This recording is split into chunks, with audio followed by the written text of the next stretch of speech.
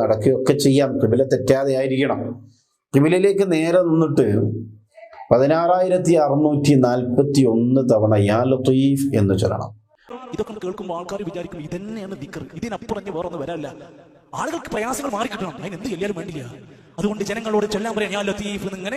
എത്ര തവണ ചൊല്ലണം? 16,641 തവണ ചൊല്ലണം. നിങ്ങൾ ഏതെങ്കിലും ഒരു ഗ്രന്ഥം പരിശോധിക്കും, 100 തവണയിൽ കൂടുതൽ ചൊല്ലണം എന്ന് നബി സല്ലല്ലാഹു അലൈഹി വസല്ലം പഠിപ്പിച്ച ഒരൊറ്റ ദിക്ർ, ഒരു ദിക്ർ കാണിക്കും, സാധ്യമല്ല.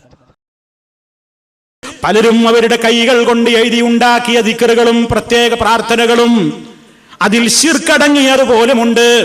അല്ലാഹു അല്ലാത്തവരോടുള്ള പ്രാർത്ഥനകൾ പോലുമുണ്ട്.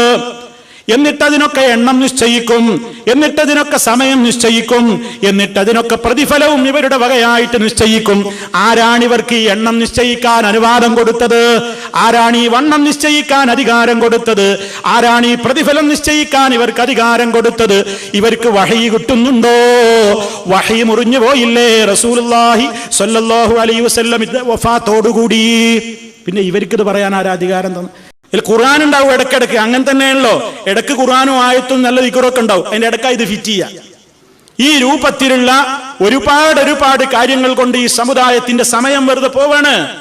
അവരെ പറ്റി അല്ലാഹു ആക്ഷേപിച്ചു പറഞ്ഞു, ഫവൈലുൽ ലില്ലദീന യക്തുബൂനൽ കിതാബ ബിഐദീഹിം ثم يقولون هذا من عند الله ليشتروا به ثمنا قليلا فويل لهم مما كتبت أيديهم وويل لهم مما يكسبون.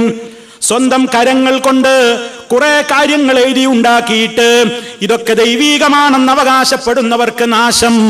എന്തിനാണ് അവരെങ്ങനെ എഴുതിയിട്ട് മാർക്കറ്റിൽ ഇറക്കുന്നത്?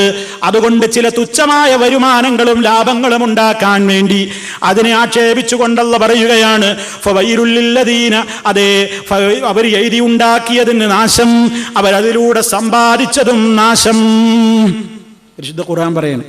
അതുകൊണ്ട് ദിക്റുകളും ദുആകളൊക്കെ ചെല്ലുമ്പോൾ ആരെങ്കിലും എവിടുന്നെങ്കിലും ഒരു അസറുമില്ലാത്ത മറ്റേ ഹോജ പറഞ്ഞു ഇന്നയാൾ സ്വപ്നം കണ്ടു എന്നതൊന്നുമല്ല പറയേണ്ടത്.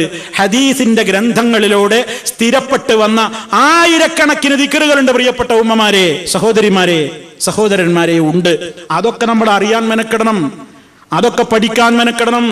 സമയം ചെലവഴിക്കുമ്പോൾ ആ സമയം ഉപകാരപ്പെടണം, അത് ദുരുപയോഗപ്പെടരുത്. ചൊല്ലുന്ന കാര്യം കൊണ്ട് നമുക്ക് നാളെ മഹ്ശറിൽ ഉപകാരം കിട്ടണം. പലരും 4444 തവണയൊക്കെ നാരിയ സലാത്ത് ചൊല്ലുകയാണ്. നാരിയ സലാത്ത് 4444 തവണയൊക്കെ ചൊല്ലുകയാണ്. ഇരുന്ന് എത്ര മണിക്കൂർ വേണം? പരലോകത്തെത്തുമ്പോ അതിന് സലാത്തിന്റെ കൂലി കിട്ടുമോ? കിട്ടൂലല്ലോ. കാരണം ആശയത്തിലും എല്ലാ അർത്ഥത്തിലും അതിന് തകരാറുള്ള ശിർക്കിലേക്ക് കൊണ്ടുപോകുന്ന സലാത്തല്ലേ അത്. അങ്ങനെ ഏതെല്ലാം സലാത്തുകൾ അള്ളാന്റെ റസൂലിന് സലാത്ത് ഇല്ല എന്നുള്ള മട്ടിൽ നബി സല്ലല്ലാഹു അലൈഹി വസല്ലമയോട് സഹായം ചോദിക്കുന്ന സലാത്തുകൾ.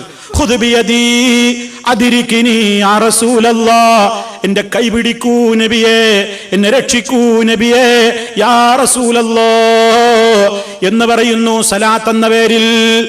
ആലോചിച്ച് നോക്കണം.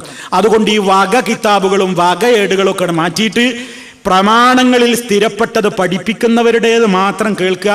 അങ്ങനെ എഴുതിയ പുസ്തകങ്ങൾ മാത്രം ആശ്രയിച്ച് ദിക്റും ദുആയും ആശയങ്ങളൊക്കെ നമ്മൾ പഠിക്കണം. അങ്ങനെയാണ് നമ്മുടെ സമയങ്ങളെ നമ്മൾ ഉപയോഗപ്പെടുത്തേണ്ടത് പ്രിയമുള്ളവരെ.